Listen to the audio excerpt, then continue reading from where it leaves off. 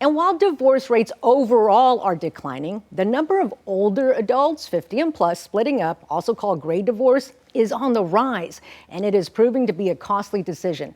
More than half of married Americans say a divorce would derail their retirement plans.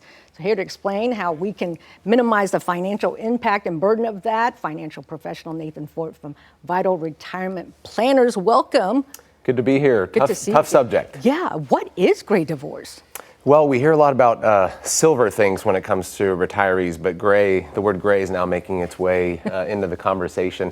You know, 1 in 3 divorces now are being considered a gray divorce, which is a divorce that takes place in your 50s and 60s. After being married for decades. Potentially decades, right? Yeah.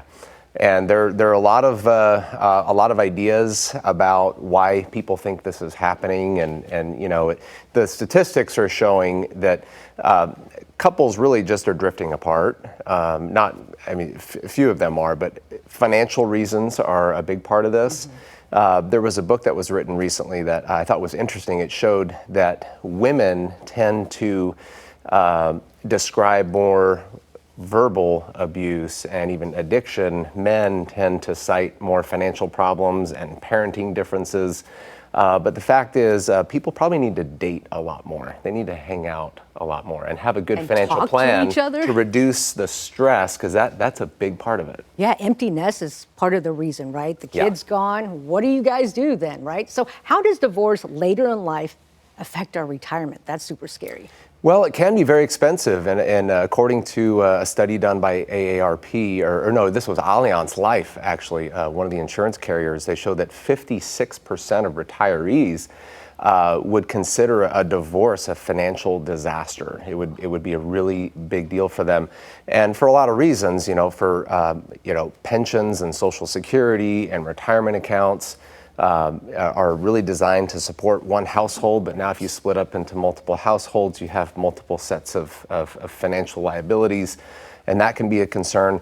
What's interesting is when some of my clients have learned about some of the financial and economic benefits of being married, we've had some unmarried couples actually get married. Back together. Oh. In the last 12 months, we've had a couple, 2 separate couples get married. Because for financial reasons. Yeah, because they understood the benefits with Social Security and IRAs and joint survivor benefits with pensions and annuity plans, and so it's kind of interesting. There are good things about being married. Yes. Nathan. All right, what steps should we take if we're worried about the impact of divorce on You should have a financial plan. You really need a high level of clarity. Clarity helps you understand opportunities and challenges, and it empowers you to plan and to take control over things that are really within your sphere of influence. And only then are you really going to be confident. Now, when you have a plan, you can stress test that plan and say, well, what does this plan look like if there's just one of us? A lot of what we do is a survivor plan. So what would your retirement look like when one of you passes away? It's rare that couples pass away together. Usually there's a survivor situation. So you just need to have clarity about that.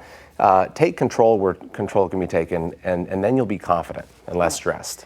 And I'm sure people have more questions. Y'all can contact Nathan Fort directly. Nathan, we appreciate you coming on and talking about this rising trend. Very interesting. Yeah, good to be here. All right.